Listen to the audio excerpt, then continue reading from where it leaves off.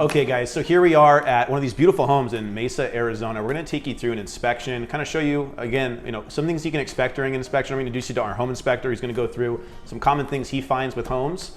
But first, I wanna talk about the inspection period and what you can expect as a buyer on the purchase contract. So in Arizona, you have a 10-day inspection period to do anything you want with the house. So you can go in the attic, you can check for pests, you can check the plumbing, you can review CCRs, the neighborhood, floodplains, anything that is material to you, you use your 10-day inspection period for. And so with that, I want to bring in one of my preferred home inspectors at 22 Home Inspect. His name's Aaron Westman, and he's right over here to talk about some things that he finds on just about every home inspection. Hi, my name is Aaron Westman. I'm the owner of 22 Home Inspect. I'm a home inspector here throughout the Valley. I've been in business for just a little over 4 years. Before that, I was in the United States Army as a Green Beret. I was an engineer for them. So after retiring, I started 22 Home Inspect. I think one thing that is important to understand about the home inspection process is that it's there for the home buyer to get a better understanding of the property and its overall condition. A home inspector cannot and will not find every single defect.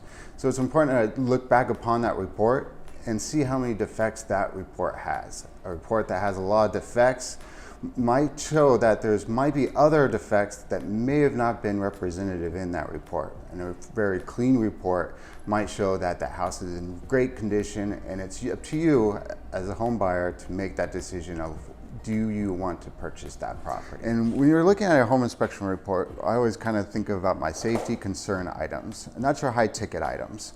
And that might be something as far as electrical or gas is an instant safety issue for me because of obviously shock and fire hazard. Even if it's an easy fix, those things should be always repaired.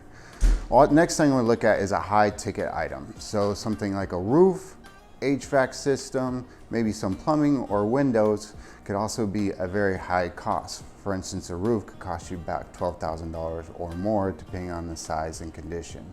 So those are the things you as a home buyer should also focus on. So right now we're at a 1980s property, and you can actually see that these windows have probably been recently replaced. So this might not be a high ticket item for the home buyer that they might look for. But it's important to know that some of these things can be easy fixes. For instance, a broken lock is an easy fix, so you don't have to necessarily replace the window. Maybe we're looking for fog and functionality. Remember, windows are also an alternate escape route in case of emergency. So we want to make sure that we can open this all the way up and we can get out of it. We don't want windows to come back down on us, or windows that are difficult to operate could be a safety concern. So this is a great example of something as a homeowner getting ready to purchase a property you might overlook. We have this great tree here, but as you can see, the branches are starting to hang over the roof. So as this tree gets older, the chances of these branches falling off and damaging the roof could be something serious. Also, over time, it leaves debris on the roof. When debris is left on the roof, it collects water and can also deteriorate your roof a lot quicker.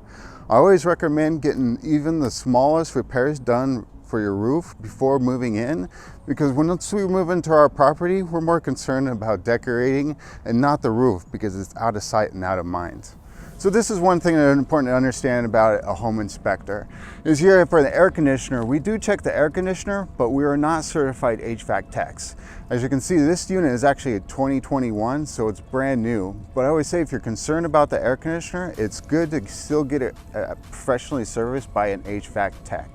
Okay, so now that Aaron's kind of brought you through the ones and twos of what he does during a home inspection, once we've identified those material issues or those defects in the home, we have a document called the Benzer. We're gonna put down all of these requests for repairs of those items that Aaron found. And we're definitely gonna focus on health and safety and functionality issues when we're gonna ask the seller to fix these things.